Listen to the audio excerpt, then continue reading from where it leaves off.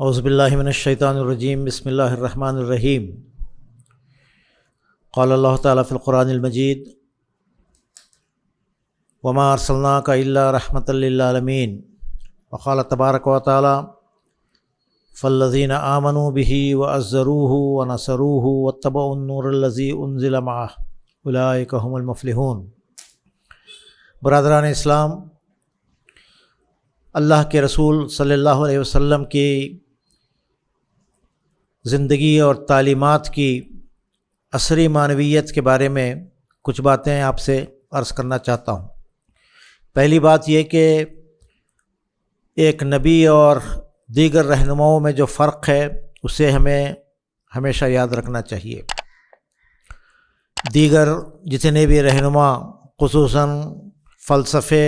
اور انسانی زندگی کے مختلف شعبوں کے سلسلے میں جنہوں نے قوانین بنائے ہیں، ان کے مقابلے میں نبی علم کی بنیاد پر، وحی کی بنیاد پر کلام کرتا ہے۔ چنانچہ نبی کی تعلیمات ابدی تعلیمات ہوتی ہیں اور براہ راست عینی مشاہدے پر مشتمل حقائق کو جان کر اللہ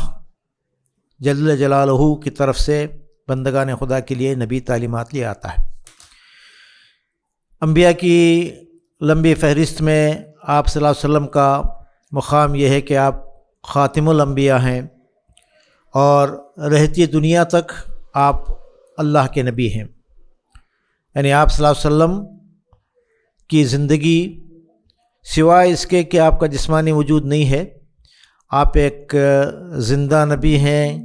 آخرت تک کے لیے نبی ہیں، اور آپ کی زندگی کی ساری تفصیلات اور آپ نے جو تعلیم ہمارے سامنے رکھی ہے اس کے تمام گوشے پوری طرح محفوظ اور پوری تفصیل کے ساتھ آج بھی موجود ہیں۔ یہ بات بھی قرآن ہمارے سامنے بہت واضح انداز سے پیش کرتا ہے کہ آپ صلی اللہ علیہ وسلم کی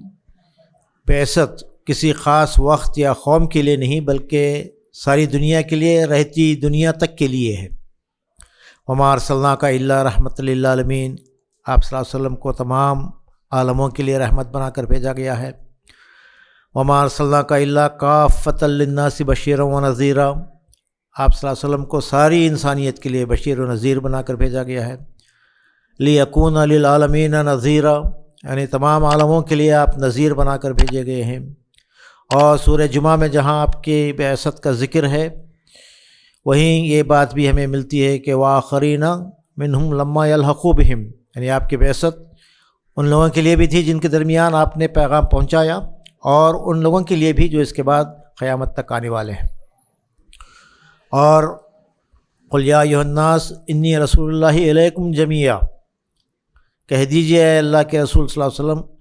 آپ نبی بنا کر بھیجے گئے ہیں تمام انسانوں کے لیے۔ تو ان تمام آیات سے معلوم یہ ہوتا ہے کہ آپ کی نبوت، آپ کی بعثت رہتی دنیا تک کے لیے ہے اور آپ کی تعلیمات سب کے لیے ہے۔ تو یہ یونیورسل اور آفاقی تعلیمات ہیں۔ دوسری بات یہ کہ آپ نے جو پیغام دیا ہے وہ ایک ایسا پیغام ہے جو زمانے اور وقت کا پابند نہیں ہے۔ آپ ساری انسانیت کو دوسروں کی غلامی اور اپنی خود سری سے نکال کر اللہ کی بندگی میں لے آنے کی دعوت لے کر اٹھے ہیں، اور یہ دعوت کسی زمان اور مقام کی پابند نہیں ہے، آج بھی اسی طرح ریلیونٹ ہے جیسے کسی اور موقع پر ہو سکتی تھی۔ بلکہ آج جب کہ دنیا ایک گلوبل ولیج بن گئی ہے، یہ پہلو آپ صلی اللہ علیہ وسلم کے پیغام کا کہ آپ وحدت الہ اور وحدت انسان اور وحدت نظام پر مشتمل ایک آئیڈیالوجی اور ایک بہترین نظام پیش کر رہے ہیں، وہ آج کی دنیا کے لیے سب سے زیادہ موزوں اور سب سے زیادہ ضروری بھی محسوس ہوتا ہے۔ آج انسان جن مسائل سے جوجھ رہا ہے، ایک ایک مسئلے کو لیجئے اور اس کے سلسلے میں جو الہی ہدایات آپ نے ہمارے سامنے پیش کی ہیں اس کا مطالعہ کیجئے، جائزہ لیجئے، تو آپ کو معلوم ہوگا کہ ان مسائل کا بہترین اور موزوں حل ان تعلیمات میں پایا جاتا ہے۔ میں دعوت دینا چاہتا ہوں کہ مختلف مسائل کے حل کے سلسلے میں آپ صلی اللہ علیہ وسلم کی جو تعلیم ہے، قرآن کا جو پیغام ہے، اس کا مطالعہ کیا جائے۔ خاص طور پر خواتین ہیں، اور آج انسانوں کے درمیان مساوات اور ایکوالٹی کا تصور ہے، اس کو آپ تفصیل سے دیکھیں گے تو آپ صلی اللہ علیہ وسلم کی تعلیمات کا آج کے زمانے میں ریلیونٹ ہونا، موضوع ہونا واضح طور پر ہمارے سامنے آئے گا۔ آخری بات میں یہ عرض کرنا چاہتا ہوں کہ اہل ایمان کے لیے آپ صلی اللہ علیہ وسلم پر ایمان لانے کے کیا تقاضے ہیں، اسے ہمیں اچھی طرح سمجھنا چاہیے۔ سورہ اعراف آیت 157 میں یہ بات ملتی ہے، اس کا آخری ٹکڑا ہے فالذین آمنوا بھی، تو ہمارا آپ صلی اللہ علیہ وسلم سے تعلق کی بنیاد اور آپ کا یہ حق ہم پر ہے کہ ہم آپ پر مضبوط ایمان لائیں، زبانی اقرار بھی اور دل سے تصدیق اور یقین کی کیفیت بھی۔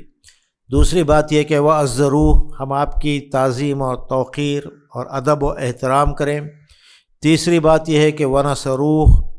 یعنی آپ کی نصرت اور مدد۔ اور ظاہر بات ہے کہ نصرت و مدد ایک تو آپ صلی اللہ علیہ وسلم کے فریضے کی ادائیگی میں،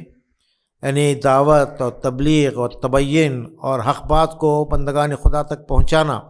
اس معاملے میں رہتی دنیا تک اس کام کو امت مسلمہ کو انجام دینا ہے۔ اور دوسرا یہ کہ آپ کا جو مشن تھا کہ دین حق کو ساری دنیا میں غالب کیا جائے، اس کی ایک تعبیر تو اس وقت عربستان میں ہم نے دیکھی ہے، اور ایک دوسری تعبیر اس کا یہ ایکسپریشن کہ ساری دنیا میں خدا کا دین غالب ہو جائے، یہ اب بھی ہونا باقی ہے، اور یہ ہم امت مسلمہ کا فرض ہے کہ تکمیل دین کے اس دوسری تعبیر کو ہم پورا کر سکیں۔ اور آخری بات یہ کہ وَاتَّبَعُوا النُّورَ الَّذِي أُنزِلَ مَعَهُ، ہم کو اس نور ہدایت کی، قرآن مجید کی اتباع کرنا ہے، مکمل اتباع، مکمل پیروی، اسے ہادی اور رہنما بنانا، جس کے نتیجے میں ہی ہم دنیا میں سرخرو ہو سکتے ہیں۔ وہ زمانے میں معزز تھے مسلمان ہو کر، اور تم خوار ہوئے تارک خدا ہو کر۔ ان چار حقوق کو اگر ہم سمجھ کر ادا کریں گے تو اسی میں ہمارے لیے اولئک هم المفلحون، یہی فلاح اور کامیابی کا راستہ ہے۔ برادران اسلام، حضرات و خواتین، یہ ہماری ذمہ داری ہے کہ آج کے اس دور میں آپ صلی اللہ علیہ وسلم کی تعلیمات کا ہر کسی دوسرے دور سے زیادہ آج اس کی ضرورت بھی ہے اور ریلیونس بھی ہے، اس کو سمجھنے اور دنیا کے سامنے پیش کرنے کی سعادت ہمیں حاصل کرنا چاہیے۔ وآخر دعوانا ان الحمد للہ رب العالمین۔